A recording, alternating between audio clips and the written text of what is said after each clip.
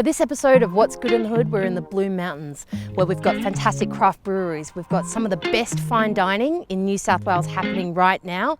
And we have the Three Sisters. Yeah.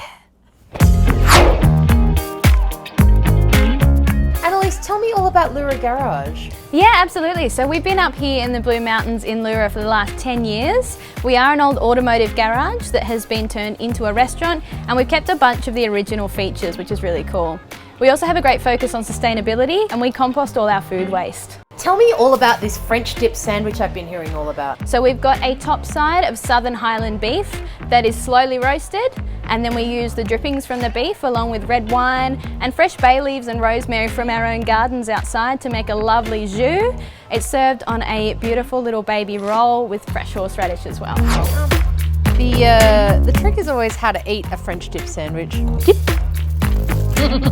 Really delicious, like crunchy roll, and then like lots and lots of tender beef, cheese. You've got this like sweet little dip on the side. That's a family sandwich. Right. Once upon a time, this is fucking dramatic. Look at this.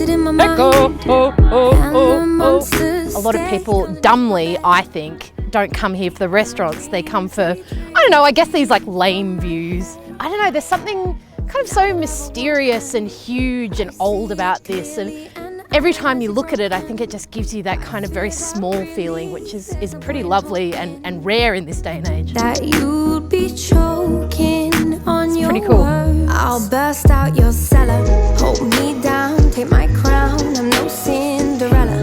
I've been there.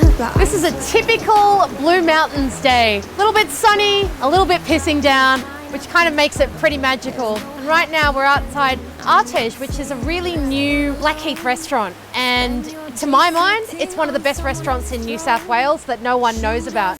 Yeah, I think there's a bit of a shift happening in the Blue Mountains with restaurants. It was always a dream restaurant of mine, like I think a lot of chefs of my generation that used to come up to Vulcans. We got in here and yeah, trying to bring it back to a destination restaurant in the Blue Mountains. Everything we cook is out of the wood fire oven, which is about 120 years old. Everything's pretty much slow cooked. We don't do anything too complicated. We really just use a lot of local produce, which we have some fantastic suppliers up here. And today we have the Jacks Creek sirloin that we cook whole for about 3 hours till rare, medium rare. And then we finish it on the hibachi grill over charcoal and serve it with some cream spinach, salsa verde and harissa. Surprisingly, despite the fact that that's like a really nicely sort of richly fatty cut, it's really fresh because of the harissa and the salsa verde, and that big squeeze of lemon just really lifts it. Delicious. We're standing outside of what I consider to be Australia's greatest craft brewery right now. Started by a guy from Colorado, but we're not going to hold that against him. Mountain Culture beer. Absolutely pristine, so delicious, so excited to get in there and try it. And I also hear they have a hell of a burger.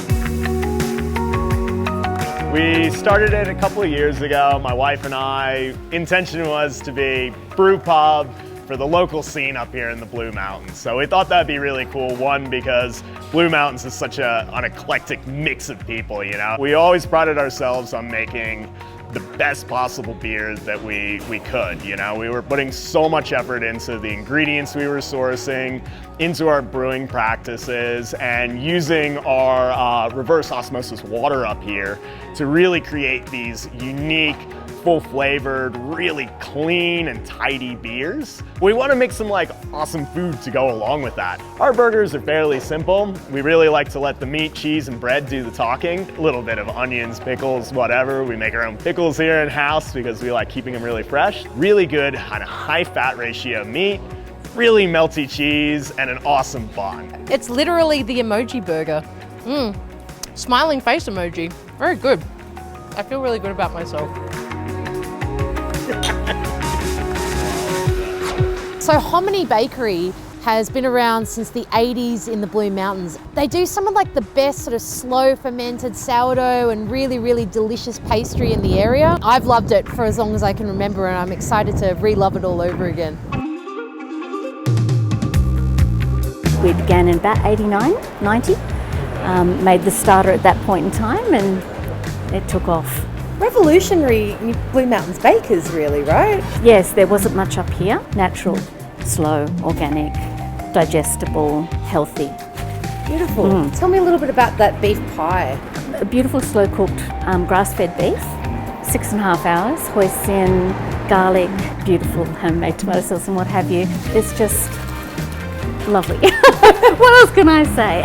Is that like a little cinnamon or cumin in the mince? You get this like beautiful, tiny little amazing like perfume taste to it. It's wonderful.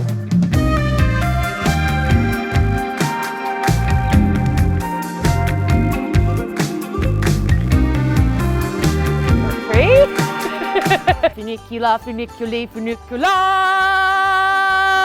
la la la la, funicula, funicula.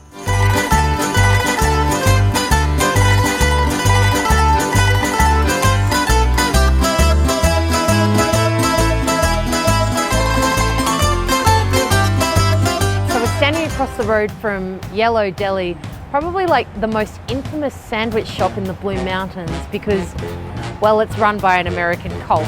Allegedly. If we get any closer, I will end up being in the cult and no one wants to see me with that kind of haircut. So we've ordered some sandwiches and we're very excited to eat them because they are delicious. Totally know why they call this a cult sandwich, like in every kind of meaning of the term. So we just heard about this really, really fantastic kebab shop that's just opened, weirdly by the ex-chef of the Rolling Stones and U2. So we're going to go and check that out. I hear it's legit. They don't open at night. They don't open like on the weekends. It's basically the biggest anti-kebab shop I've ever heard of. They make all their own sauces. They've got a fantastic beef kebab, which we're about to try. Well, we got in just in time. Lots and lots of warmth, lots and lots of flavour, lots and lots of softness. Yeah, you wouldn't want to eat this late at night. It would be like a waste. Well-founded. Very, very, very good kebab. And now we're off to go and get some smoked meat. Delicious. Tell me about Bootlegger. Yeah, like what I was going for is like a speakeasy bar.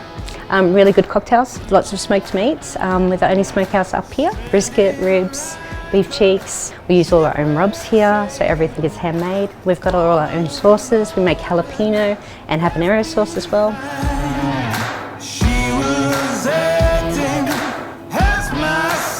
Very soft. I feel like the trick here would be to like order a barbecue plate with your pals and then just come and drink a bunch of cocktails.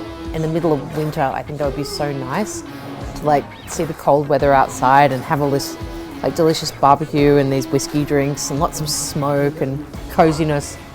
Really good. So we've spent the last couple of days in the upper Blue Mountains, one of the most magical places in New South Wales. It's been bloody freezing and then weirdly sunny, and we've eaten such delicious food, and it's a really burgeoning scene that I reckon everyone needs to get involved with, and that's what's good in the hood.